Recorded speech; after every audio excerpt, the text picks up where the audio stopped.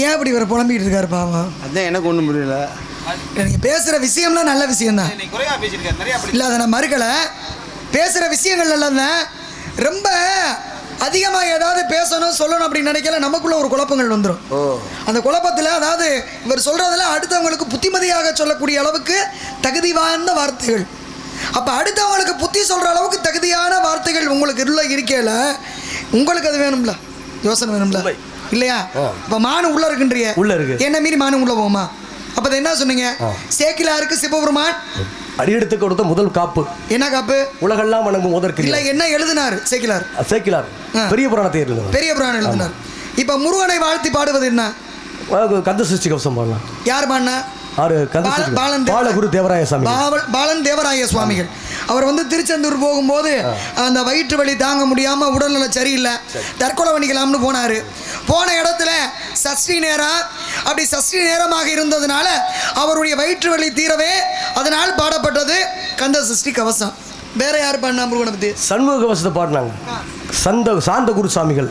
அதே போல் சுப்ரபாதத்தை பாடினது பிரதிபாடி பயங்கரனா சுவாமிகள் பாடினாங்க. அதுபோல் ஒவ்வொருத்தரும் ஒவ்வொரு பாடலுக்கு கொடுத்துருக்காங்க. திருப்புகழ் யார் பாடினாங்க? அருணகிரிநாதர் பண்ணி. அருணகிரிநாதர் அவர் கந்தர் அலங்காரம் பண்ணியிருக்கார். கந்தர் அனுபூதி கூட அவர் கிளியாக மாறினார். ஆமா. மணிமந்திர கௌசிதம்னு கேள்விப்பட்டிருக்கீங்களா? சொல்லுங்க, வீர சொல்லி சொல்றீங்களா? இல்ல, அந்த அருணகிரிநாதர் எழுதிய, நீ கேட்டேல அதுக்கு தான் சொல்லியிருக்கேன். அந்த மணிமந்திர கௌசிதம் அப்படின்னு சொல்லி அருணகிரிநாதர் அவரால் பாடப்பட்டது. ஆமா, மணி அப்படின்றது வேற, மந்திரம் என்பது வேற, கௌசிதம் இது மூணுமே ஒவ்வொன்றும் ஒவ்வொரு தொகுப்பாக பாடல்களாக அருணகிரிநாதரால் கொடுக்கப்பட்டது தான் மணிமந்திர கௌசிதம். 3 பகுதி. இதில் 3வது பகுதி என்னன்னு கேட்டிங்கன்னா கௌசிதம். கௌசிதம்னு என்னன்னு கேட்டிங்கன்னா மருந்துன்னு அர்த்தம். மருந்துன்னா நம்ம உடம்புக்குள்ளே எடுத்துக்கு முன்னக்கூடிய மருந்து மட்டும் மருந்து கிடையாது. நமக்கு வேண்டியதை இறைவனிடம் கேட்டு நாம் பெறும்போது இறைவன் அளிப்பது அதற்கு பேர் மருந்து. அதுதான் 3வதாக கௌசிதம் அப்படின்னு சொன்னாங்க. அந்த கௌசிதம் என்று அருணகிரிநாதரால் பாடப்பட்டது என்ன? முருகாட்படை அருணகிரி திருப்புகழ் எழுதினாரு இல்லைங்க. அருணகிரிநாதர் என்ன எழுதினார்? திருமுருகாற்றுப்படை நற்கீரர் எழுதினார். அருணகிரிநாதர் நான் சொன்னேன்ல மணிமந்திர கௌசிதம். இந்த கௌசிதம் என்பது வேல் வகுப்புன்னு பேரு. அந்த வேல் வகுப்பு தான் வேல் மாறல். ஏன் அப்படின்னு கேட்டீங்கன்னா இந்த வேல் வகுப்பு அப்படின்றத அருணகிரிநாதரால் பாடப்பட்டது, எழுதப்பட்டது. அது 4, அதாவது அதில் 16 பாடல்கள் தான் உண்டா. இந்த 16 பாடல்களை அருணகிரிநாதர் மேலே பிரியமாக இருந்த வள்ளிமலை சச்சிதானந்த சுவாமிகள் என்ன பண்ணாரா, அது அப்படியே 16 பாடல்களை எடுத்து அந்த பாடல்களினுடைய வார்த்தையவே இவர் ஒரு வழிவகுத்து அதை மந்திரமாக மாற்றி மாற்றி மாற்றி மாற்றி அந்த 4 வரியும் இப்போ 4 16 4 16 64 வேல்மாறல் என்ற பெயரோடு வள்ளிமலை சச்சிதானந்த சுவாமிகள் 16 பாட்டாக இருந்தது, 64 பாட்டாக கொடுத்தாரு. இது தம்பி கேட்டதுக்கு பதில். இப்போ அப்போ ஏன்னா முருகனுடைய வேல் அப்படின்றதுக்குன்னு ஒரு சக்தி உண்டு. நான் முருகனை கும்பிட்றாரு, நீங்கள் என்ன கும்பிட்றீங்க? நான் வந்து முருகனுடைய அம்சம் தான். முருகன் அம்சம். ஆமாம், நான் சிவனை கும்பிட்றாள். என்கிட்ட பேசல, நல்லா பேசுறீங்க. சரி, நான் உங்களை மதிக்கிறேன். சரி, தெளிவா மட்டும் பேச. தெளிவா தான் பேசுறேன். எப்படி நான் சிவனை வணங்கக்கூடிய ஆள். சிவனை கும்பிடுறீங்க, அதானே? அப்புறம் முருக அம்சம்ன்றீங்க.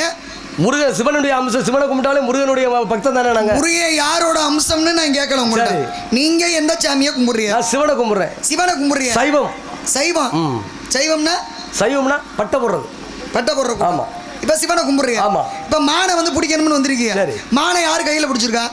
என்னுடைய தந்தை பிடிச்சிருக்காரு. என்ன சொல்லக்கூடாது, சிவபெருமான் பிடிச்சிருக்காரு. சிவபெருமான் பிடிச்சிருக்காரு. ஏங்க சாமியை கும்பிடுற எல்லாருக்குமே நம்ம எல்லாருமே சிவன் அப்பான்னு தான் சொல்ல போறோம். அதனால எல்லாருக்குமே அவர் அப்பா சொல்லலாம். அதானே சொல்றீங்க? வேற ஒண்ணு மாட்டுறது இல்ல. அப்ப சிவன் தானே கையில பிடிச்சிருக்காரு. ஆமா. நீங்க பிடிக்க நினைக்கிறீங்களே ஏன்? வாக்கு கொடுத்தேன். யாருக்கு? திருவாக்கும் சொல்வாக்கும் தேவர் திருவாக்கு. சொல்வாக்கு தவறு விட்டா நாரிய புண்ணாக்குன்னு சொன்னாங்கல்ல. 5 வயசுல அரியா பருவத்துல என் மானுக்கு வாக்கு கொடுத்தேன். சரி. அன்னைக்கு வாக்கு எப்படின்னா மதியாதர் வாசல் மிதியாமை கோடி வரும், உன்னீர் என்று உபசரியா தன்மனையில் உண்ணாமை கோடி வரும், கோடி குடிப்பனும் குடி பிறந்தார் கூடுதல் கோடி வரும் சொன்னாங்க. கோடான கோடி கொடுத்தாலும் குடிக்கிற நாக்கடாமே கோடி வரும்னு சொன்னாங்க. மதிக்காத வீட்டுல போய் விதிக்காம இருக்கிறது 1 கோடி சமம். அதே போல வாருங்கள் வாருங்கள் என்று வரவேற்று விருந்து வைக்காத வீட்டுல சாப்பிடாம இருக்கிறது 1 கோடி சமம். அதே போல சொந்த பந்தங்களோட சேர்ந்திருக்கிறதுக்கு அது கோடிக்கு சமம். இதை 3ஐயும் காட்டிலும் கொடுத்த வாக்க காப்பாத்துறது கோடி கோடி. அதே போலதான் காலத்தினால் செய்த உதவி சிறிதனும் ஞானத்தின் மான பெரிது. காலத்துல ஒருவனுக்கு அவனே எதிர்பார்க்காத நேரத்தில் செய்யற உதவி சரிதாங்க. என்ன விஷயம் சொல்ல வர்றீங்க அதை சொல்லுங்க. விஷயம் தானே. 5 வயசு அறியா பருவத்துல என் மாடுக்கு நான் வாக்கு கொடுத்ததை இப்ப நான் காப்பாத்த வந்திருக்கேன். மானுக்கு என்ன வாக்கு? அன்னைக்கு ஒரு வாக்கு, மான இந்த காலத்துல இந்த காலகட்டத்தில் பிடிப்போம்ங்கிற வாக்கு. அப்படியா? ஆமா. மான கையில பிடிச்சிருக்கீங்களா? இன்னும் ஒரு மான எனக்கு வந்து பரிசா கொடுத்துருக்காங்க. இது வரைக்கும் பிடிச்சதில்ல. முன்ன அனுபவம் இல்ல. புதுசுதான். பிடிச்சதில்ல. எப்படி பிடிப்பீங்க? ஆறு எப்படின்னா முடியும் என்பது மூலதனம், முடியாது என்பது முட்டாள்தனம். லட்சம் இல்லாமல் மனிதன் வாழலாம், லட்சியம் இல்லாமல் வாழக்கூடாது. மனிதனுக்கு நாணயம் தேவை, வாழ்வதற்கு நாணயம் தான். எப்படி வரலாற்றை படிப்பவன் மனிதன், வரலாற்றை படைப்பவன் மாமனிதன். அதுபோல தடம் பார்த்து நடப்பவன் மனிதன், தடம் பதி நடப்பவன் மாமனிதன். இப்ப செய்யலைன்னா எப்பவும் செய்ய முடியாது.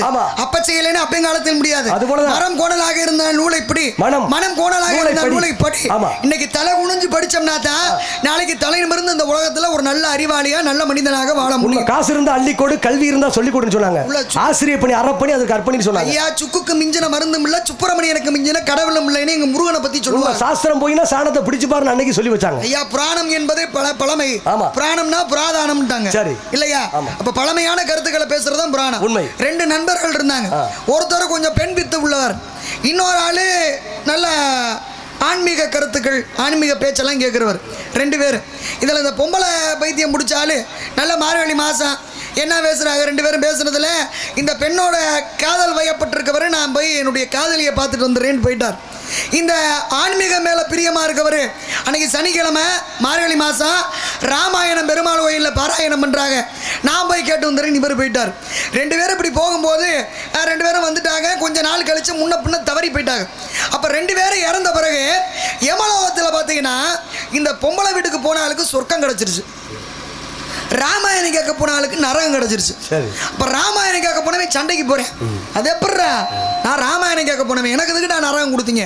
அவன் பொம்பளை வீட்டுக்கு போனவனுக்கு சொர்க்கம் கொடுத்துருக்கீங்க அப்படின்போது அப்பதான் யமதூதர்கள் சொன்னாங்களா, யோ நீ கேட்க போனது ராமாயணம் தாயா, ஆனா உன் மனசுல என்ன நினைச்சுக்கிட்டு இருக்க? இன்னியார நம்ம நண்பன் அந்த பெண்ணோட எப்படி இருப்பேன், எப்படி இனிமையா பேசுவேன், சந்தோஷமா இருப்பேன், நம்மளும் அதே மாதிரி ஒரு காதல் இருந்தால் நிம்மதியாக இருந்திருக்கலாமே அப்படின்னு நினச்சிக்கிட்டு இருந்தேன் ராமாயணம் கேட்க போய். ஆனால் அவன் தன்னோட காதலியை பார்த்து அவளோட இணைந்திருக்கக்கூடிய நேரத்தில் கூட நம்ம நண்பன் ராமாயணம் கேட்க போனானே, அங்கே இனி யாரும் என்னென்ன நல்ல விஷயம் சொல்கிறாங்களோ அப்படின்னு அவன் மனசில் ராமாயணத்தை நினச்சிக்கிட்டு இருந்தேன், நீ மனசில் பொம்பளை நினச்சிக்கிட்டு இருந்த. மொத்தத்தில் என்ன செய்கிறோம்ன்றதை காட்டிலையும் என்ன நினைக்கிறோம்ன்றது ரொம்ப ரொம்ப முக்கியம். அதான் மனசு நல்ல மனசாக இருந்தது, எண்ணத்துக்கு வலிமை. அது ஆமாம் சொல்லுங்கள். அதே போல தான் உனக்கு எனக்கும் கல்யாணம். எங்க அன்னைக்கு சிவனுக்கும் பார்வதிக்கும் திருமணம் நடந்துச்சு. அப்போ சிவன் கேட்டார், நீ எத்தனை பேர் வந்தாலும் எல்லாம் உங்களுடைய தான், எப்படின்னா உனக்கென கல்யாணம் அப்படின்னு சொல்லும்பொழுது பார்வதி சொன்னா என்ன சொன்னா, சிவன் கேட்டார், இன்னும் எத்தனை பேர் வந்தாலும் நீ போடுவியா, உணவு பதார்த்தம் போடுவியான்னு சொன்னான். வந்தேன் குண்டோதரை வந்து என்ன செஞ்சேன், குண்டோதரை வந்து உணவு அருந்துனா எதுவுமே மிச்சம் இல்லை, பூரா சாப்பிட்டேன். சாப்பாடு முடிஞ்ச உடனே தண்ணின்னு கேட்கும் பொழுது வைடா கையை அப்படின்னு வச்ச உடனே வைகை நதின்னு வந்துச்சு. அன்னைக்கு இன்னொன்று எங்கடக்கலை அன்னைக்கு வந்து சிறப்பும் தன்மையில் பொறுப்பாக இருந்தாலும் எப்படின்னா முதவே நான் சொன்னேன், கற்பனையில் மிஞ்சியதும் இல்லை, உண்மையான பூசாரி பொய்யும் புலையனாறு பொய்யும் ஆசாரி பொய்க்கிடாது. அப்படி கிடையாது. பூசாரி பொய்யும் புலையனாறு பொய்யும் ஆசாரி பொய்க்கிடான்னு சொல்லுவாங்க. எப்படின்னா உண்மை பொய்யும் மெய்யும் கலந்தே இருக்கு. எப்படி கலந்துருக்குன்னா உடம்பு என்பது பொய், உயிர் என்பது மெய், தேங்காய் கூடு பொய், உள்ள இருக்க பருப்பு மெய். அதே போல நெல்லுடைய உமி பொய், உள்ள இருக்கிற அரிசி மெய்ன்னு சொல்லுவாங்க. தேங்காய் கூடு இல்லாம தேங்காய் வளருமா? இல்ல உமி இல்லாம அரிசி உள்ள இருக்குமா? இல்ல. அப்ப பாதுகாப்புன்னு ஒண்ணு வேணும்ல. தாய் இருந்தா தானே பிள்ளை கற்பத்துக்குள்ள இருக்க முடியும். தனியா இது முளைச்சு வருமா? ரெண்டும் கலந்து. மண் இருந்தா தானே பிடிமாதான். சரி, அதுல தானே கதிர் முளைக்குது. ஐயா இன்னைக்கு பாருங்க, கதிர் அறிக்கையில நடுவுல இருக்கிறது ஒரு ஜீவனுக்கு, சரி, மேல இருக்கிறது நம்ம வீட்டுக்கு, கீழே இருக்கிறது பூமிக்குன்றோம். ஏன் கதிரை விட்டு நெற்கதிர அறுக்கும் போது அந்த கீழே இருக்கிறத விட்டு தான் இருப்பாங்க. அது யாருக்கு? பூமிக்கு, பூமாதேவிக்கு. நடுவுல இருக்கிற வைக்கல் எதுக்கு? ஒரு ஜீவனுக்கு, மாட்டுக்கு போடுவோம்ல. அப்ப நுனியில இருக்கிற நெல் எதுக்கு? நம்ம வீட்டுக்கு, நம்ம உணவாடுறதுக்கு.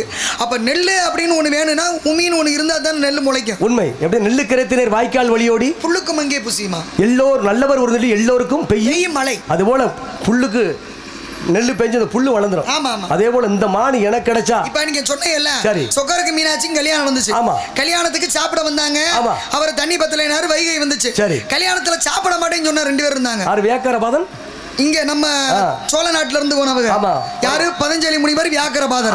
2 பேருமே சிதம்பரத்துல சிவனுடைய திருநடனத்தை தினமும் கண்ட பிறகுதான் சாப்பிடுவாங்க. உண்மை. அவங்க அங்க போய் சாப்பிட்டால உண்மை இல்ல, சாப்பிட மாட்டேன்டாங்க. பார்த்தாரு சொக்கே.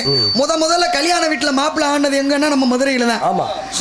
இப்ப மாப்பிள்ள ஆடுறாரு. பலம் பார்த்தோம்னா கைபேசியில மாப்பிள்ள ஆடுறாரு, பொண்ணு ஆடுது, மாப்பிள்ளையோட அம்மா ஆடுறாரு, பொண்ணோட அப்பா ஆடுறாரு, மொத்தத்துல குடும்பமே ஆடுது. ஆனா முதல்ல கல்யாண மாப்பிள்ள ஆனது எங்கன்னா நம்ம மதுரையில சொக்கர் தான் ஆனார். ஏன் ஆனாரு? வந்த விருந்தாளியே சாப்பிட மாட்டேன்றாங்க. சோழ நாட்டுல இருந்து வந்த பதஞ்சலி முனிவரும் வியாக்கரபாதரும் சாப்பிட மாட்டாங்க. அவங்களை சாப்பிட வைக்கணும்னு சொல்லி ஆடினார். அப்பதான் சாப்பிட்டு போயிட்டாங்க. ஆடினார்ல, ஆடினவர் அப்படியே நின்னாரு. அதுக்கப்புறம் என்னாச்சு? உணவு திருப்பி வந்து உணவு உட்கொண்டுட்டாங்க. இல்லங்க, ஆடினாங்கல்ல, ஆடி நின்னார்ல சொக்கரு. ஆடி நின்னார்ல, அந்த நடராஜருடைய சிலை அப்படியேவா இருந்துச்சு? இல்ல. என்னாச்சு? திரும்ப வந்து அவர் வந்து அன்னைக்கு கால் வலது காலோட அந்த காலோட நின்றார்ல, அதானே உண்மை. திருப்பி இடது காலோட ஆடி முடிச்சார். வலது கால ஆடி திரும்ப நடந்ததுல. ஆமா. யாரு? ராஜசேகர பாண்டியன் காலத்துல இப்படி நம்ம சிவன் ஆடிக்கிட்டே இருக்காரு அப்படின்னு சொல்லி. ஏன்னா சோழ நாட்டுல இருந்து ஒரு புலவர் வந்து எங்க மதுரைக்காரரை பார்த்து கேட்டார். ஆமா, பாண்டிய மன்னனை. நாங்க கொஞ்சம் ரோசமானவங்க, ஏன்னா உங்க ஊர்ல நாங்க பொண்ணு எடுத்தவங்க. உங்க ஊர்ல இருந்து 2 பெரிய பொண்ணு எங்க ஊருக்கு வந்திருக்கு. பெருவாள் கடிகளத்தான்ங்கிறவர் தானே நீங்க சொல்றது வரலாறு. சரி, நான் வந்து புராணம் சொல்றேன். எப்படின்னு கேட்டீங்கன்னா, நீங்க சொல்ற விஷயம் உண்மை, நான் மறுக்கல. எப்பவுமே அடுத்தவங்க பேச்சுக்கு மதிப்பு கொடுத்து அதை நம்ம எடுத்துக்கிட்டு நம்ம என்ன சொல்ல வர்றோமோ அந்த தகவலை சரியா உங்கள்கிட்ட எப்பவுமே இருக்கும். ஒருவர் பேசுவதை ஒருவர் கேட்டு பேசும் வாதம், அது ரொம்ப முக்கியமானது. அப்பதான் அந்த பேச்சு நல்லா சுவையா மக்கள்கிட்ட போய் சேரும். இல்லையா? நம்மளா பேசிக்கிட்டே இருந்தோம்னா அந்த பேச்சு நல்லா இருக்காது. இது ஒரு புறம் இருந்தாலுமே ஏன் அப்படி சொல்றேன்னா, சோழ நாட்டுல இருந்து ஒரு புலவர் பாண்டிய நாட்டில் என்ன சொன்னாரு? எங்க மன்னர் பாண்டிய மன்னர் உட்கார்ந்துருந்தார். இவர் வந்தார், உங்க ஆளு. அங்க வந்தவர் என்ன? பாண்டிய மன்னரே, எங்க சோழ மன்னர் 64 கலைகள் கற்றவர். 64 கலையெல்லாம் அவருக்கு தெரியும். ஆனா நீங்க வந்து 63 கலைகள் தான் கெட்டவர். ஏன்னா எங்க பாண்டிய மன்னனுக்கு பரதம் தெரியாது, ராஜசேகர பாண்டியனுக்கு. இதை வந்து இங்க இருந்து உங்க ஆள் வந்து சொல்லிவிட்டாரு. நாங்க கொஞ்சம் ரோசமான ஆளுகள்ல, பொண்ணு எடுத்தவர்கள. உடனே என்ன பண்ணிவிட்டாரு எங்க பாண்டிய மன்னன்? உடனே பரதநாட்டியம் கத்துக்கிட்டா 2 நாள் தான் ஆடி பழகினாரு. காலு வலி தாங்க முடியல. உடனே கோயிலுக்குள்ள போனார். இவர் சிந்தனை எப்படி போகுதுன்னு பாருங்க. இப்படி நம்ம 2 நாள் ஆடி பழகினதுக்கே நம்ம காலு வலிக்குதே. நம்ம சொக்கரு இந்த சோழ நாட்டில இருந்து வந்த பதஞ்சலி முனிவர் வியாக்கரபாதருக்காக கல்யாணத்தப்ப ஆண்டமணிக்கு அப்படியே நிற்கிறாரு. இந்த காலு வலிக்குமே, காலை மாற்றி ஆடுங்கள் அப்படின்னாரு. உடனே பதில் இல்லை. படகுன்னு உரைவாளை எடுத்து கழுத்து அறுத்துக்கிற போனாரு. பார்த்தாரு சொக்கே, நம்ம மேல பிள்ளை விட்டு பாசமா இருந்து சிலையா நினைச்சானா காலு வலிக்கும்னு யோசிப்பானா? அப்ப உண்மையா உருவமா நினைச்சதுனால தான் நமக்கு காலு வலிக்குதுன்னு யோசிக்கிறேன் அப்படின்னு சொல்லி காலை மாத்தி ஆடின பெருமை எதனால உருவாச்சு? காரணம் பாண்டிய மன்னன் ஆயிருந்தாலும் அது இங்க இருந்து வரப்பட்ட விஷயம். என்ன? உங்க ஊர்ல இருந்து 2 பொண்ணு எடுத்திருக்கோம்னு சொன்னேன். அந்த பொண்ணு யாருன்னு தெரியும்ல? உங்க ஊர்ல இருந்து ஒரு பொண்ணுக்கு எங்க ஊர்ல கோயில் கட்டியிருக்கான். இன்னொரு பொண்ணு எங்க மதுரையவே மாத்தி வச்சாங்க. 2 பொண்ணு. ஒரு பொண்ணு சோழவள நாட்டிலிருந்து அங்க வாக்கப்பட்டு வந்த மங்கையர்க்கரசி அம்மா. 63 நாயன்மார்களிலே ஒருத்தவங்க. யாரு? சோழ நாட்டு பொண்ணு. எங்க பாண்டிய மன்னே கூன் பாண்டியனுக்கு அவங்க அப்பா ஜெகநாத பாண்டியன் கல்யாணம் பண்ணி வச்சார். அப்ப ஜெகநாத பாண்டியன் கல்யாணம் பண்ணி வச்சு அந்த மங்கையர்க்கரசி மகராசி எங்க ஊருக்கு வந்த முகூர்த்தம் நல்லபடியா மதுரை செழிப்பா இருந்துச்சு. ஆனா எங்க பாண்டிய மன்னன் கொஞ்சம் மாறி சமண மதத்துக்கு போக ஆரம்பிச்சிட்டார். அப்போ அந்த அம்மா என்ன பண்ணாங்க? மங்கையர்க்கரசி சோழ நாட்டில் இருந்த ஞான சம்பந்தரை மதுரைக்கு வர வச்சாங்க. அப்படி மதுரைக்கு அவர் வந்ததுனால தான் அங்கே பலவிதமான நிகழ்வுகள் எல்லாம் நடந்தது. அப்படி நடந்து சமண மதத்தை மாற்றி மீண்டும் கூன்பாண்டியனை சைவ மதத்துக்கு கொண்டு வந்த மங்கைக்கெல்லாம் அரசி யார் அப்படின்னா அது சோழ நாட்டில் பிறந்த மங்கையர்க்கரசி அம்மா. 63 நாயன்மார்களிலே ஒருத்தவங்க. நன்றி.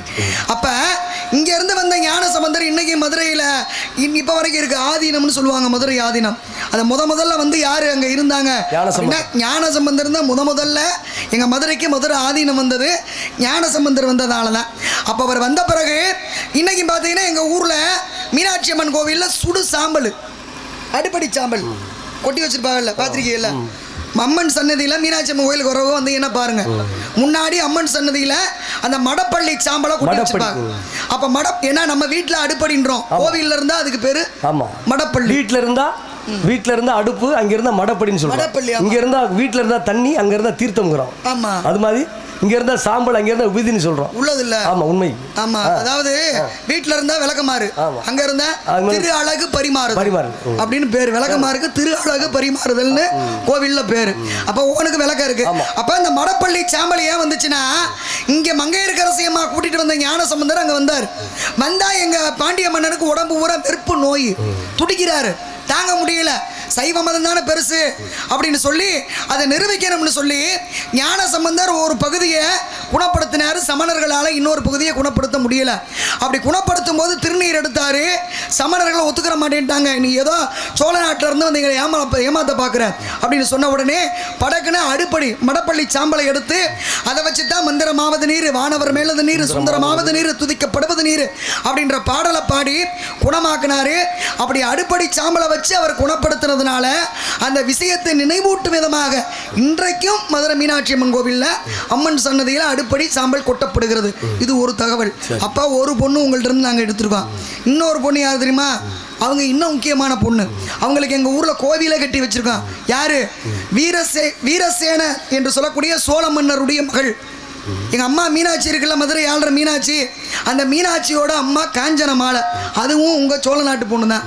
அந்த அம்மாவை அங்கே கட்டிக்கிட்டு வந்ததுனால தான் மலையத்து வச்ச பாண்டியனை காஞ்சன மாலைக்கு சோழ நாட்டு பெண்ணுக்கு கட்டி வச்சதுனால அதன் பிறகு யாக குண்டலத்திலிருந்து சாதாரண பெண்ணு மீனாட்சிக்கு தாயாக முடியுமா? முடியாது. அப்போ அந்த பெண் யாராக இருக்கணும்? அவங்க எவ்வளோ பெருமையானவங்களாக இருக்கணும்? அவங்க கந்தரவ உலகத்து பெண்ணு. அவங்க தான் அடுத்த பிறவியிலே சோழ மன்னனுடைய மகளாக பிறந்து பாண்டிய குலத்தில் எங்கள் பாண்டிய நாட்டுக்கு வாக்கப்பட்டு வந்து மீனாட்சிக்கு தாயாக இருந்த காஞ்சன மாலை. அந்த காஞ்சன மாலை அம்மாவுக்கு இன்னும் எங்கள் மதுரையில் எழுகடல் வீதி அப்படின்ற இடத்துல காஞ்சன மாலைக்கு கோயிலே கட்டி வச்சுருக்கோம். அப்படி பெருமையாக பெண் எடுத்துகிட்டு வந்து உங்கள் ஊரில் இருந்து அந்த பெண்களும் எங்கள் ஊருக்கு பெருமை சேர்த்தாங்க. அவங்களுடைய பெருமையும் இன்றைக்கும் சொல்லிக்கிட்டு இருக்கு. அப்படிப்பட்ட பெருமையான இடத்துக்கு நம்ம வந்திருக்கோம். நன்றி. வந்திருக்கும் போது நம்ம எப்படி பேசணும்? நீங்க இல்லாத ஒரு பொருளை இருக்குன்னு ஒத்துக்கிற முடியுமா? எப்படின்னா சொல்லுங்க. மான் இங்கே தான் இருக்குங்கிறதுக்கு என்னுடைய ஆக்கப்பூர்வமான பதில் இருக்கு. எப்படின்னா, வடகிழக்கு பழனி வான்கீழ் தென்காசி குடசில் கோழிக்கோடாம் கடற்கரை ஓராம் தெற்கே உள்ளே 86 காதம், எப்படி 860 மைல் சுற்றளவு சேர நாடு. அங்கெல்லாம் என் மான் இருக்கான்னு நான் தேடி பார்த்தேன். 860 அங்க இல்லை, 860. ஆமா, சரி இருக்கலாம். அதே போல வெள்ளாறு வடக்கா மேற்கே பெருவெளியாம் தெல்லார் பிறன் வெள்ளார் உள்ளார் ஆண்ட கடல் 56 காதம் 560 மைல் சுற்றளவு நம்ம பாண்டிய நாடை சேர்த்து சொல்லுவோம். அங்கேயும் தேடி பார்த்தேன், மான் இல்லை. அதே போல எப்படின்னா, கடல் கிழக்கு தெற்கொருங்கரை வெள்ளார் குடசில் கோட்டக்கரையான் வடசில் ஏநாட்டு பண்ணை 44 காலத்திலிருந்து 20 காதம் உங்களை பிரித்து உங்கள் நாடு இருக்குல்ல, அறிவை வளம் வந்த நாடுன்னு உங்கள் நாடு சிறப்பற்றாலும் மேற்கே பவளமடை. அப்போ 3 நாட்டில், சோழ நாட்டில் இல்லை, பாண்டிய நாட்டில் இல்லை, சேர நாட்டில் இல்லை. அப்படி இல்லைங்க. சோழ மன்னர் பிரித்து கொடுத்ததானுங்க தொண்டை நாடு. ஆமாம், தன்னுடைய இளைய மனைவியினுடைய மகனுக்காக பிரித்து கொடுத்தாரு. தொண்டை கொடியை சுற்றி வரும்போது தன்னுடைய ஆதொண்ட சக்கரவர்த்திக்காக பிரித்து கொடுத்தாரு. ஆமாம், அப்புறம் சோழ நாட்டில இருந்து பிரிஞ்சது அறிவை வந்தனால அந்த நாட்டிலையும் தேடி பார்த்துட்டேன். இதே போல உங்க நாடு மேற்கே பவளமடை, இதே பொழப்பா மேற்கே பவளமடை, வேங்கடம் நேர்வடக்கம், ஆர்கூர் அணிலக்கம், தெற்கே பினாகனி, திகழீர் புனாக பெருமைக்க உங்க தொண்டை நாட்டை மட்டும் நான் தேடல. அப்ப மான் இங்கே தான் இருக்குங்கிறத உறுதிப்படுத்துறேன். நீங்க தேடலன்றதுக்காக மான் இங்கே இருக்குன்னு இருக்குல்ல, இருக்கு என்பது இல்லை என்பதற்கு என்ன, உங்க மனசு தான் காரணம், வேற ஒன்றும் கிடையாது. மனசு, மனம் இருந்தா மார்க்கம் உண்டு சொன்னீங்கல்ல. மனம் இருந்தால் மார்க்கம் உண்டு சொன்னவர் யாரு? மனம் இருந்தார். சரி. அதே போல காலம் பொன் போன்றது, கடமை கண் போன்றது யார் சொன்னது? மூதறிஞர் ராஜாஜி சொன்னார். அதே போல ஆண் தொன்று போனால் வயதொன்று போகும், ஒன்றே செய் நன்றே செய் அது இன்றே செய்ன்னு சொன்னாங்க. அது போலதான் நீங்க சொன்னது போல மான் இருக்கு என்பது இருந்தாலும் இறைவன் கொடுப்பதை யாரும் தடுக்க முடியாது, இறைவனால் தடுப்பதை யாரும் கொடுக்க முடியாது சொன்னவர் நபிகள் நாயகம். எதிரியை நம்பிடலாம், துரோகிய நம்பர்ல, விட்டு கொடுப்பவே கெட்டு போறதில்ல, கெட்டு போறவே விட்டு கொடுப்பது. அதே போலதான் நம்ம சரியா இருந்தா எல்லாம் சரியா சொல்லுவாங்க. முயலும் மாமை வெள்ளும், இதெல்லாம் நல்லா தான் பேசுறீங்க. சரி, மான பிடிக்க முடியலையே, இருக்கு நாய் பேசி என்ன பண்ண இல்ல. எப்படின்னா, படுக்கையை வாங்கலாம், தூக்கத்தை வாங்க முடியுமா? அது முடியாது. அதே போல உணவை வாங்கலாம், பசியை வாங்க முடியுமா? நான் சொல்றேன். சரி, இவர் ஒவ்வொரு ஊரா சுத்தினாப்லையா? சரி, பாண்டிய நாடு அவரை சொன்னாருப்பா, நான் சோழ நாடு பாண்டிய நாடுலாம் சுத்தி பார்த்துட்டேன், என் சேர நாடுலாம் சுத்தி பார்த்துட்டேன், மான் இல்லை இங்க மட்டும்தான் பாக்கின்றாரு. ஊரா சுத்துறதுல மூளை குழம்பி போச்சு குழப்பா. அப்படியா? சரி இருக்கட்டும், குழப்பம் இருந்தா தான் ஒரு தெளிவு கிடைக்கும். இல்லங்க, குழப்பம் நீங்க குழப்பமா இருந்தா பரவாயில்ல, நீங்க பேசுறதுல இருக்கால ஊரா குழப்பமாயிரும். இல்ல, அது போல ஆயுதத்தை வாங்கலாம், வீரத்தை வாங்க முடியுமா? அது முடியாது. அதே போல புத்தகத்தை வாங்கலாம், படுக்கை வாங்க முடியுமா? சொன்னா பார்த்தா அது வாங்க முடியாது. அதுபோல எதை எப்ப செய்யணுமோ, நேற்று என்பது உடைந்த பானை, இதெல்லாம் தெரிஞ்ச உங்களுக்கு மானை பார்த்தோன்னு பிடிக்கணும்னு ஏன் புரியல? தகப்பை விட்டு சொத்துனாலும் கேட்டுவாங்க, கேட்டு செய்யணும். அதுபோல எப்ப செய்யணும், எங்க செய்யணுங்கிற ஒரு காலகட்டம். அப்ப போயிட்டு எப்ப செய்யணும், எங்க செய்யணுமோ அப்ப வாங்க. இல்ல இல்ல, இன்னும் கொஞ்ச நேரத்துல, கொஞ்சம் காலதாமதத்துல, அதான் ஓரட்டில் ஆடாத ஆட்டம், ஈரட்டில் கற்காத கல்வி, மூவெட்டில் நடவத திருமணம், நாலெட்டில் பிரபாத பிள்ளை, ஐந்தெட்டில் தடவ செல்வம், ஆறெட்டில் சுற்றா தளம், ஏழெட்டில் செய்யாத தியானம், எட்டெட்டில் அடையாத ஓய்வுன்னு எந்த நீங்க சொன்னீங்க முதல்ல. ஏழெட்டில் அப்ப உங்களுக்கு எதுக்கு மானு தேவை? இல்ல இல்ல, உங்களுக்கு ஏழெட்டு இல்லையா? விருப்பம் இருந்தா எந்த 50 ஆசை வரும். மானை வந்து நான் வந்து கையால் பிடித்து கைப்பிடிக்க நேரம் பிடிச்சிருப்பேன். சிலிமுகம் இது எப்படின்னா, இதை காட்டினா நம்ம இப்படி காட்டினா என்னைய காட்டி குட்டையான ஒரு ஆளை நான் இன்னைக்கு தாங்க. சரி இருக்கட்டும், பரவாயில்ல. எப்படின்னா குட்டையா இருப்பேன், அவன்கிட்ட நெட்டையா இருக்கு அறிவு. அகத்தியன் கட்டத அவன் கொடுத்த உலக பொது இலக்கியங்களை பார்த்து கொஞ்சம் தெளிவா சொல்லுங்க. அது உண்மைதான். அப்புறம் நான் பழக்கணும் ஏதாவது வார்த்தை வேற? இல்ல இல்ல இல்ல, அதே நல்லபடியா பேசுறதுனால ரொம்ப நல்ல பிள்ளைன்னு நினைக்கிறேன். இல்ல இல்ல, உங்களை பத்தி எப்படி தெரியும்?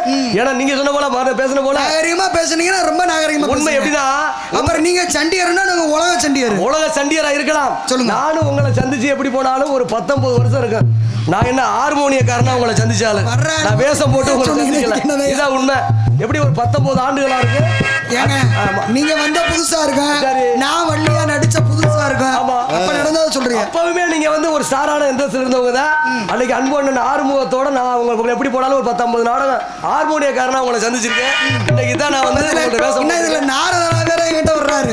இருக்கட்டும், இருந்தாலும் எப்படி நான் கட்டுறது கைமண் கல்லாதது கூட விட்டு சொல்ல முடியாது. என்ன சொல்றது? அதாவது படிச்சவங்க நிறைய பேர் படிச்சுக்கிட்ட வந்திருக்கேன். உங்களை மாதிரி நான் படிச்சு கெட்ட வந்திருக்கேன். உங்களை மாதிரி படிச்சு உயர்ந்தவங்க இருக்காங்கல்ல, அந்த தன்மையில ஆத்தி சொல்ற மாதிரி வந்து இல்ல இல்ல அப்படி இல்ல. இப்ப நான் கேட்க வரேன் உங்களை. சரி, இப்ப படிக்கிறான், படிச்சத பூரா படிச்சவங்க எல்லாம் அறிவாளி கிடையாது. இல்ல படிக்காதவங்க எல்லாம் முட்டாளும் கிடையாது. ஏன்னா படிச்சதை எப்படி பேச போறோம்ன்றது ரொம்ப முக்கியம். அதை எப்படி மக்களுக்கு சொல்றான், அது அவங்களுக்கு புரிஞ்சிருச்சுன்னா அப்பதான் எந்த இடத்துல எதை பேசணுமோ அதை விட எந்த இடத்துல ஏதோ பேசக்கூடாது என்பது முக்கியம். சபை அறிந்து பேசு, சமயம் அறிந்து பேசு, பேசாமலும் இருந்து பழகணும். ஆமா ஆமா ஆமா. அதனால மான் இல்ல இருக்கு இல்லங்க இருக்கு. நான் சொல்றேன், சித்தம் போக்கு சிவம் போக்கு சத்தம் போட்டா செல்வாக்குன்னு பேசாதீங்க. சத்தம் இல்லாதவன் சபைக்கு வரக்கூடாது, சேட்டை இல்லாதவன் செத்த போனதுக்கு சமானம்ங்க.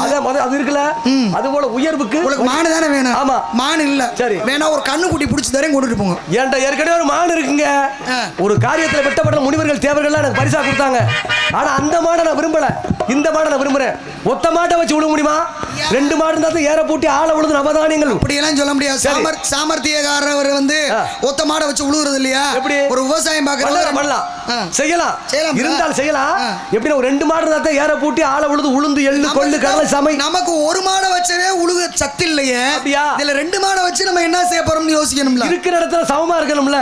அந்த முறையில எப்படின்னா அந்த மாடை நான் விரும்பல, ஆனா இந்த மாடை நான் ரொம்ப விரும்புறேன். ஏங்க எப்பவுமே கையில இருக்கிற பொருளை யாருமே விரும்ப மாட்டாங்க. சரி, கிடைக்காத பொருள் இல்ல, இனிமேல் கிடைக்க வேண்டியது மேலதான் விருப்பம் இருக்கும். சரி, உலகத்தோட நியதி அது. அது கிடைச்சிருச்சுன்னா அதுவும் அப்படித்தான் இருக்கும். அதான் காக்கா நோக்கரியும் கொக்கு டொக்கரியும் குருணி பால் கறந்தாலும் கூரையை பிக்கிற மாட்டை வச்சிருக்க மாட்டான்னு சொல்லுவாங்க. அது போல இருக்கு இல்லங்கிறதுக்கு உங்க மனசை கொஞ்சம் தயவுபடுத்துறீங்கன்னா. ஆமா, அதான் சொல்றேன், கண்ணுக்குட்டி பிடிச்சிட்டு போங்க. கண்ணுக்குட்டி அதுக்கு எங்க வந்தவளை மாடு என் கண்ணுக்கு தெரியுது. என் மானுக்கு இருக்குங்கிறது என்னுடைய கண்ணு சரியா தெளிவா தெரியல நினைக்கிறேன். உண்மை கண்ணாடி பல காலமா மாச கணக்கா சுத்தி இருக்கீங்க. சரி, சரியா சாப்பாடு தூக்கம் இருந்திருக்காது. சரி, அதனால மானிங்க இருக்குன்னு நம்புறீங்க. இருக்கு, இருந்தாலும் மானுடைய பெருமையை எவ்வாறு சொல்ல இருக்கும்போது, குட்டியாடு தப்பி வந்தா குள்ளநரிக்கு சொந்தம், குட்டியாடு தப்பி வந்தா குள்ளநரிக்கு சொந்தம், குள்ளநரி மாட்டிக்கிட்டா குள்ளநரி மாட்டிக்கிட்டா இந்த வேடருக்கு சொந்தம். ஹலோ, தட்டி கட்ட மனிதர் கண்ணில் பட்டதெல்லாம் சொந்தம். சட்டப்படி பார்க்க போனா, நீதிப்படி பார்க்க போனா, உங்க நீதிப்படி பார்க்க போனா, உள்ளூர் பஞ்சாயத்து படி பார்க்க போனா, மாங்கோட்டை பஞ்சாயத்து படி பார்க்க போனா, இந்த குட்டி அழகு குட்டி இது எனக்கு மட்டும் சொந்தம். ஓடி வந்த சின்ன குட்டி மானமோ, ஓடி வந்த கண்டதோட மானமோ, ஓடி வச்சு மறக்கிறது நகமா, இந்த உண்மை சொன்ன மறக்கிறது ஜனமா. இது சின்ன குட்டி, இது சபத்த குட்டி, என் மாமே தந்த இந்த செல்ல கட்டி.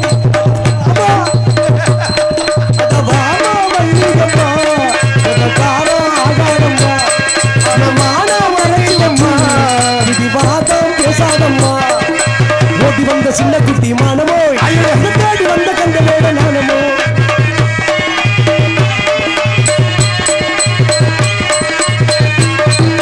தட்டு தட்டு மானு நோகுது, தட்டு போட்டதால எங்குது. ஆசை கொண்டேன் எந்த நண்பினே,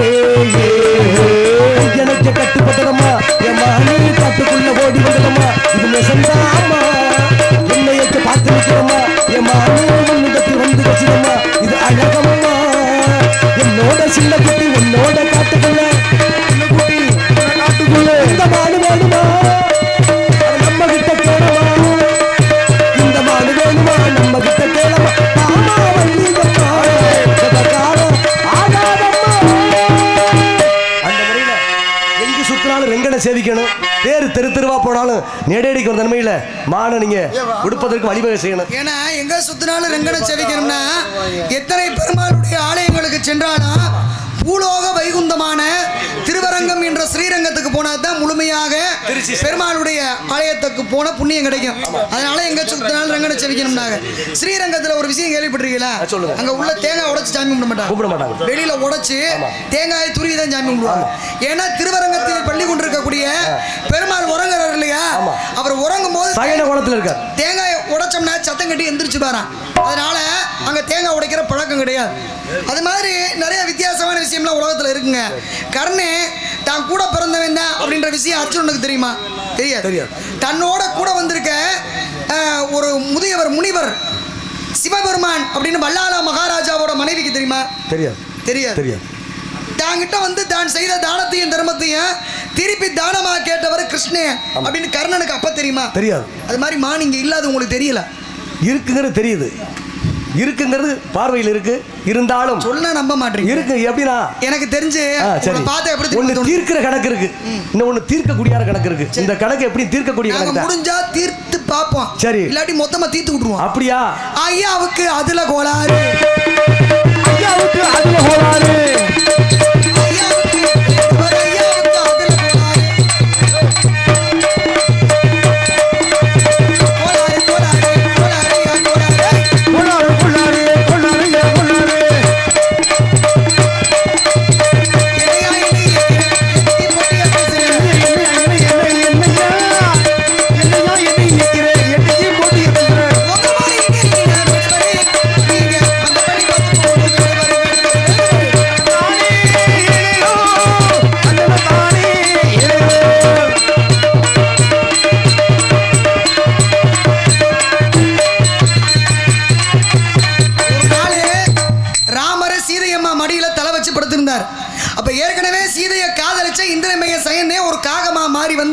அந்த அம்மா மேல கொத்துறியான்.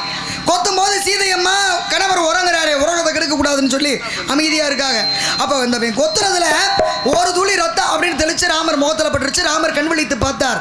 ராம எந்திரிச்சோன்னே இவன் பயந்து காக்கையா மாறினவே பறந்து ஓடுறேன். பார்த்தாரு ராமர் என்ன பண்ணாரு, கையில எந்த ஆயுதம் இல்ல, படக்குன்னு இந்த மாதிரி ஒரு புல் இருந்தது. அந்த புல்லுல ஒரு புல்லை பிடுங்கி அதையே அஸ்திரமாக பயன்படுத்தினாரு. காக்கையா போன அந்த சயந்தனோட ஒரு கண்ணை அப்படி குத்தி எடுத்துட்டு வந்துச்சான். இன்னைக்கு பாருங்க எல்லா பறவையும் நேரம் தான் பார்க்கும், காக்கா மட்டும் இப்படி பார்க்கும், இல்லாட்டி இப்படி பார்க்கும். ஏன்னா அதுக்கு ஒரு கண் பார்வை தான். ராமர் அன்னைக்கு குத்தி எடுத்ததுனால. அப்ப அன்றைக்கு வல்லவனாக இருந்த ராமனுக்கு அந்த புல் ஆயுதமாக பயன்பட்டதுனால தான் இன்னைக்கு நம்ம ஊருக்குள்ள வல்லவனுக்கு புல்லும் ஆயுதம் அப்படின்னு சொல்லி ஒரு பழமொழி உருவாச்சு. அப்ப இதுல இருந்து என்ன தெரியுது, அவருக்கு அறிவு இருந்துச்சு. அப்ப அவருக்கு அறிவு இருந்துச்சு, இவர் அறிவை அவிச்சு தின்னு கொடுத்துருந்தாரு. ஐயாவுக்கு அதுல கோளாறு, ஐயாவுக்கு அதுல கோளாறு.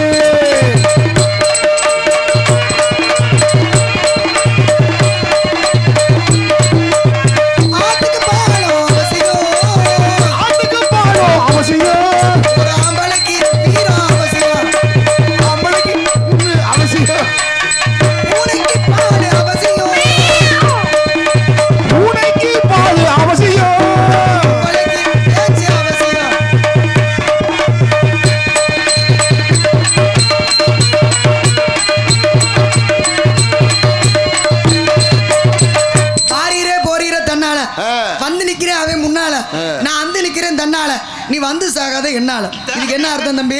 இவர் மான் பிடிக்க வந்த மாதிரி ஒரு ஆள் மீன் பிடிக்க போனார். மீன் பிடிக்க போனா மண்புழுவை வந்து அந்த இதுல குத்தி தானே உள்ள விடுவாங்க. அப்ப உள்ள அரை உசுரும் கா உசுருமா கிடந்த மண்புழுவு அங்கிட்டு வந்துட்டு போற மீனை பார்த்து உள்ள சொல்லிச்சா, அப்படி வாரிரே ஓரிர தன்னால வந்து நிக்கிறேன் முன்னால. அவன் கரையில தூண்டிமலோட வந்து நிக்கிறேன் முன்னால. அந்த நிக்கிறேன் தன்னால என்னைய அத்து குத்தி விட்டாங்க. நீ வந்து சாகாத என்னால. நீ ஏன் மேல ஆசைப்பட்டுக்குன்னு வந்து வாய வச்ச உன்னை ஒரே இழுவ மேல இருக்கவே இழுத்து பிடிவேன், உன் செவிலு வேந்து போகும் அப்படின்னு அது புத்திமதி சொல்லுச்சு. ஏன்னா அதுக்கு புத்தி இருந்துச்சு. அப்ப அதுக்கு புத்தி இருந்துச்சு. அப்ப இவர் புத்தியை ஒத்தி வச்சு கொடுத்துறாரா? ஐயாவுக்கு அதுல கோளாறு, ஐயாவுக்கு அதுல கோளாறு.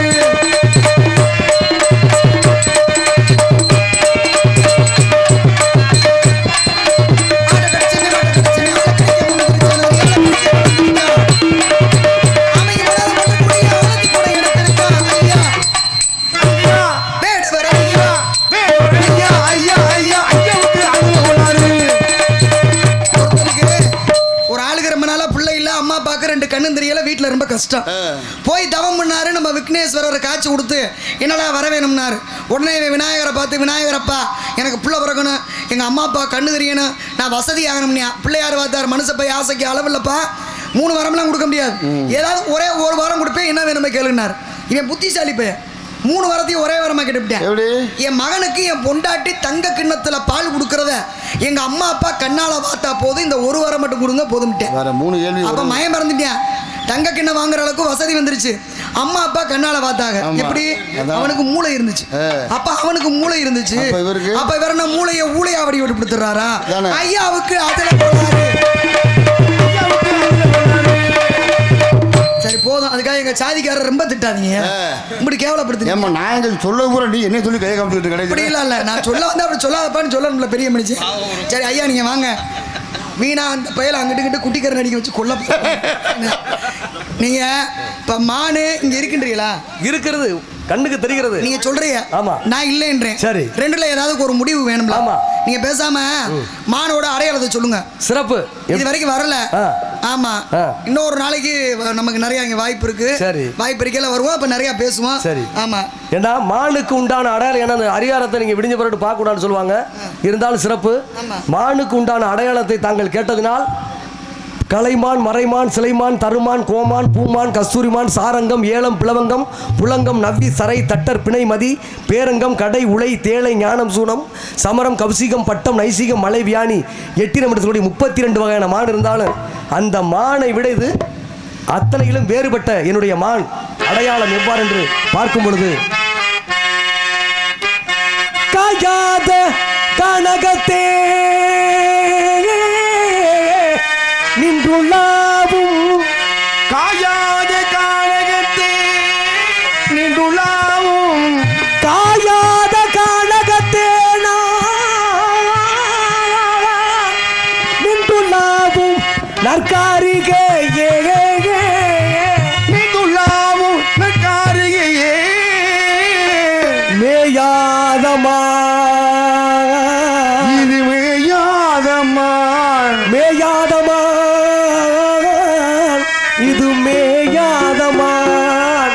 ஆகா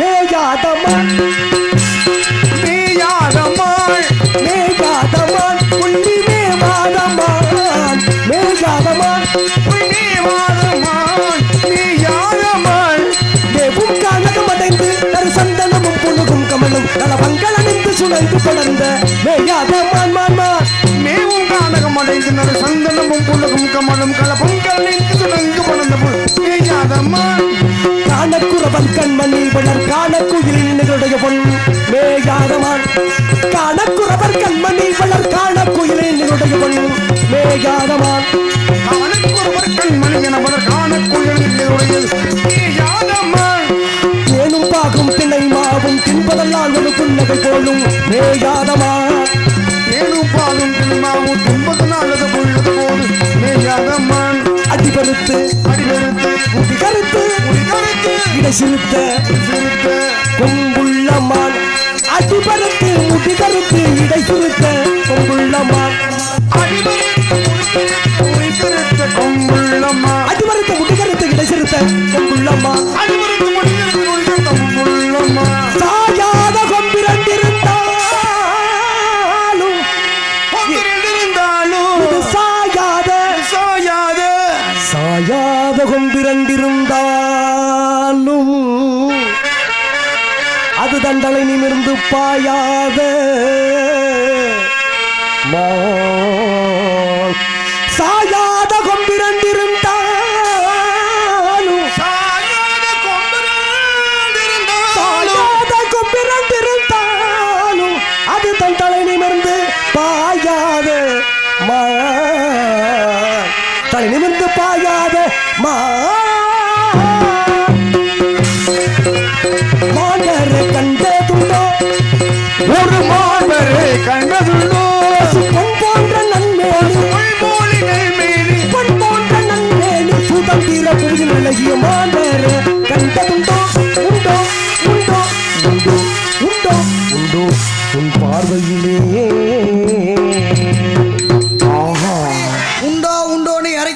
கேட்டாலும் இருந்தா தானே மானே இல்ல யாரோ ஒரு பொம்பளை பிள்ளைய தெரியும் மானை தேடி வரல தேடி வந்து உங்களை தான் என்னையவா காணாமையா போயிட்டு இங்க தான் இருக்கேன் என்னைய எதுக்கு தேடி வந்தீங்க அதுக்கு தான் கட்டு தங்கம் வெட்டி எடுத்து காதல் என்னும் சாறு கட்டு தங்கம் வெட்டி எடுத்து காதல் என்னும் சாறு விழுந்து கட்டி கட்டி சிற்பிகள் செய்த உருவமடா இவள் தளதளவென்று பருவமடா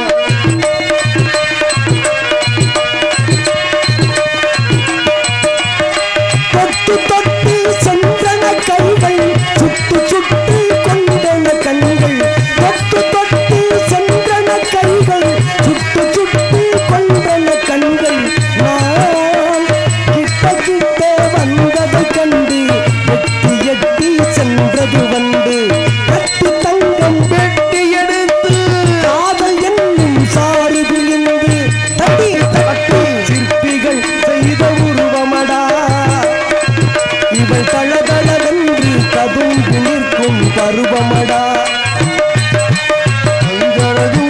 வருகிறாள் அள்ளி கண்டிகள் போலே வளைகிறாள் குங்கும பூ போய் சிரிக்கிறாள் இந்த கோட்டைக்கு என்னை அழைக்கிறாள் காலையில் வளரும் தாமரை பூ அந்தி கருக்களில் வளரும் மல்லிகை பூ இரவில் வளரும் அள்ளி பூவிகள் என்று மணக்கும் முல்லை பூ காதல் என்னும் சாறு விழுந்து கட்டி கட்டி சிற்பிகள் செய்த உருவமடா இவள் தளதளவென்று ததும்பி நிற்கும் பருவமடா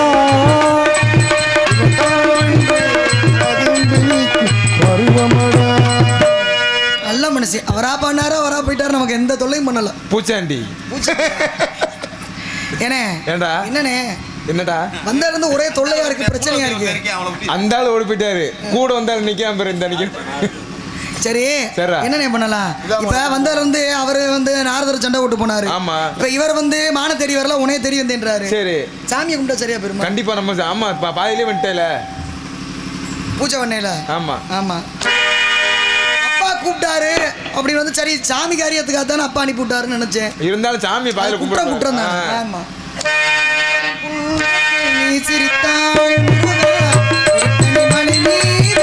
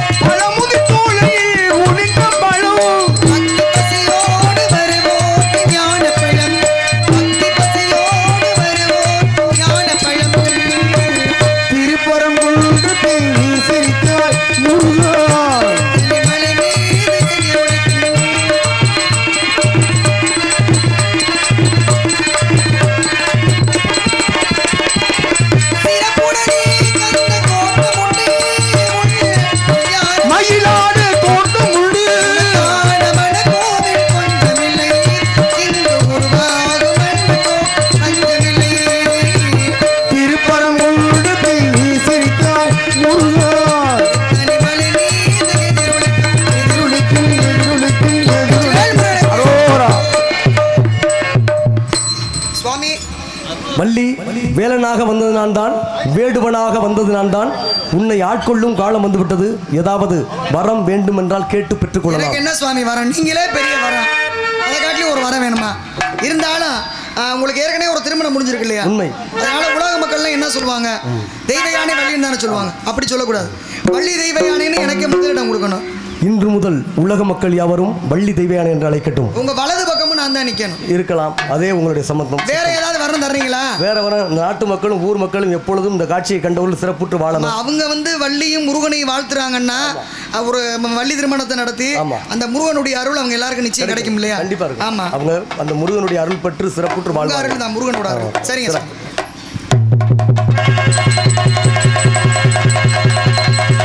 நாடு செழிக்க வேணும், நல்ல மழை பெய்ய வேணும். நாடு செழிக்க வேணும், நல்ல மழை பெய்ய வேணும். ஊரு செழிக்க வேணும், ஞான தங்கமே ஊரெல்லாம் வாழ வேணும்.